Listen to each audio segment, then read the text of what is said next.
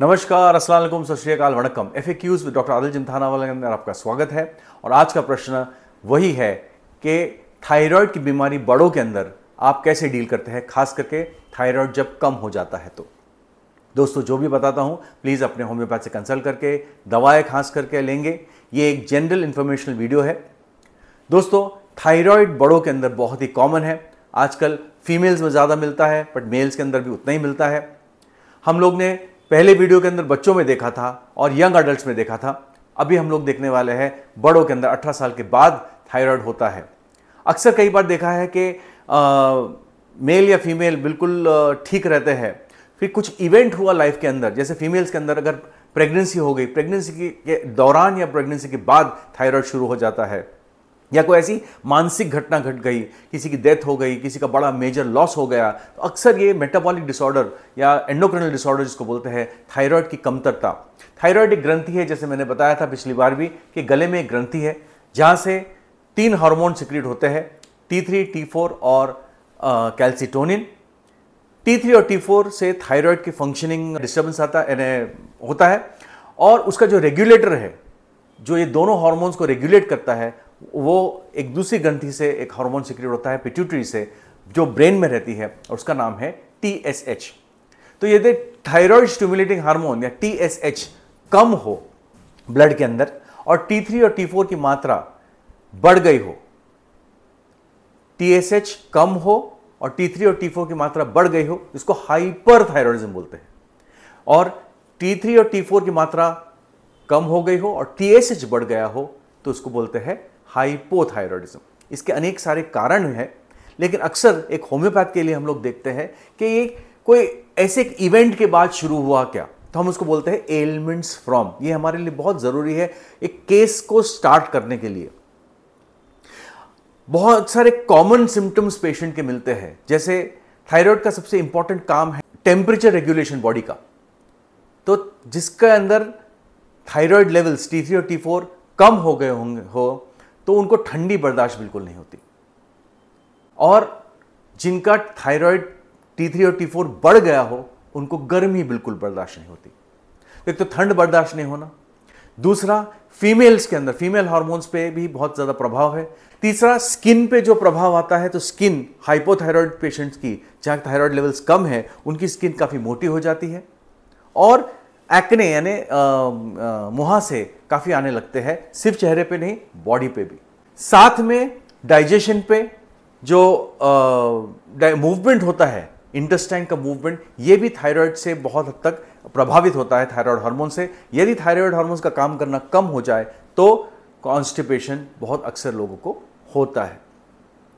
बहुत late stages के अंदर यदि थायराइड कंट्रोल ही नहीं हुआ, TSH काफी ज्यादा हो गया है और T3 T4 काफी कम हो गया है, तो ऐसे कंडीशन के अंदर ब्रेन में भी फर्क पड़ने लगता है, बातचीत में फर्क पड़ने लगता है। कई सारी पेशेंट कोमा में चले जाता है। पिछले दिनों ही 83 ईयर्स ओल्ड फीमेल, एंड उनको काफी टाइम से होगा थायराइड लेवल्स, लेकिन उनको कोई देखभाल करने वाला नहीं था, तो समहाउ अकेली रहती है। एंड एक दिन बेहोश हो गई, तो आजू बाजू वालों ने उनको एडमिट कराया, पूरा इन्वेस्टिगेशन किया, पता नहीं चला। फिर थायराइड, वो रूटीन इन्वेस्टिगेशन पता चला थायराइड भी करने में आया, तो उनका TSH बहुत ही ज़्यादा था, एंड T3 T4 बिल्कुल बेयर मिनिमम था। वो पेशेंट कोमा में चली गई, उसको बोलते हैं मिक्सिडिमा कोमा। और ऐसी अवस्था में, एक एक्सट्रीम है, सभी को नहीं होता लेकिन एक्सट्रीम है, और ऐसी कंडीशन के अंदर होता है, तो हम अक्सर ओपियम जैसी दवा या नक्स मॉस्किटा जैसी दवा हम प्रिफर करते हैं। कौन से पोटेंसी में देंगे, कैसे देंगे, ये एक होम्योपैथ बताएंगे। दोस्तों, जो भी बताता हूं प्लीज अपने होम्योपैथ से कंसल्ट करके लेंगे, बिकॉज ये जनरल वीडियो है। जो लोग हमारे चैनल पे पहली बार आए हैं, हमारे वीडियोस को लाइक कीजिए और चैनल को सब्सक्राइब करना ना भूलें। हम लोग बात कर रहे थे हाइपोथायरॉयडिज्म की। अक्सर मेजॉरिटी ऑफ पेशेंट्स जो है हमारे पास फीमेल्स आते हैं, वो मेनोपॉज के बाद भी आते हैं या मेनोपॉजल पीरियड के अंदर आते हैं, और इसके अंदर उनको बिल्कुल गर्मी बर्दाश्त नहीं होती।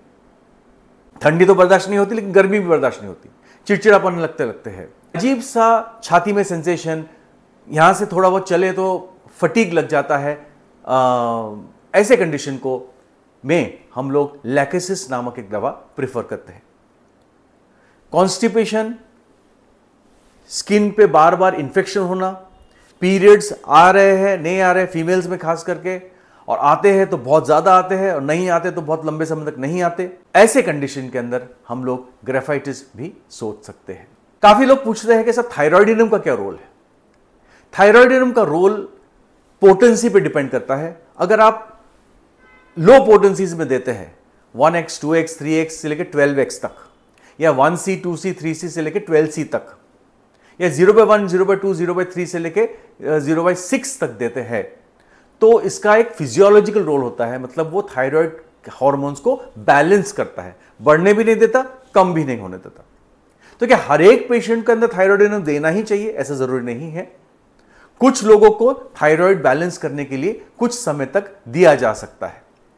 और हाई पोटेंसी के अंदर 200 पावर के अंदर या 1M पावर के अंदर या 30 पावर के ऊपर अगर है तो उसको बार बार रिपीट नहीं कर सकते। ये कॉन्स्टिट्यूशनल रेमेडी के हिसाब से थायराइडिनम हम वापर सकते हैं, क्योंकि थायराइडिनम एक वेल प्रूव्ड ड्रग है। उसके अंदर थायराइड के सिम्टम जरूर है, उसका ये मतलब नहीं कि सिर्फ उसको थायराइड की बीमारी में वापर सकते हैं, उसको बाकी सभी बीमारियों में वापर सकते हैं जहां वो कॉन्स्टिट्यूशनली इंडिकेटेड है। एक बहुत अच्छी दवा जो थायराइड के लिए काफी लोग यूज करते हैं वो है फिकस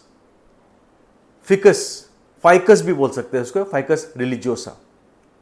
इसको मदर टिंचर में वापर सकते हैं 10 बूंद दिन में 3 बार। पल्सिटिला एक बहुत इंपॉर्टेंट रेमेडी हमारे इसमें यूज करते हैं।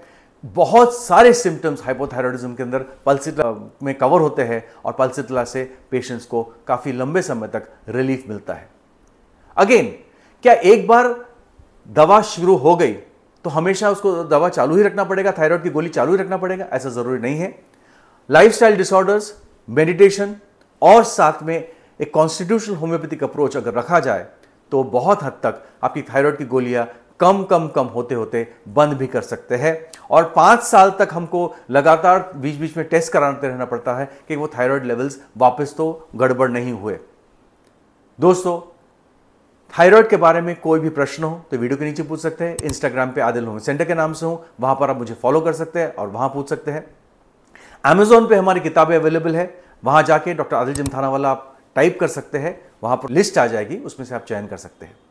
हमारी समर स्कूल जून में होने वाली है इस बार, 17 से लेकर 23 जून। अगर आप इंटरेस्टेड है तो आप प्लीज कांटेक्ट कीजिए 9307965618 पे। Mumbai first Sunday off every month और बाकी दिन नागपुर महाराष्ट्र में प्रैक्टिस करता हूं। यदि आप इंटरेस्टेड है मुझसे पर्सनली मिलने में या ऑनलाइन कंसल्टेशन के अंदर तो आप कांटेक्ट कर सकते हैं 76205-92847 76205-92847।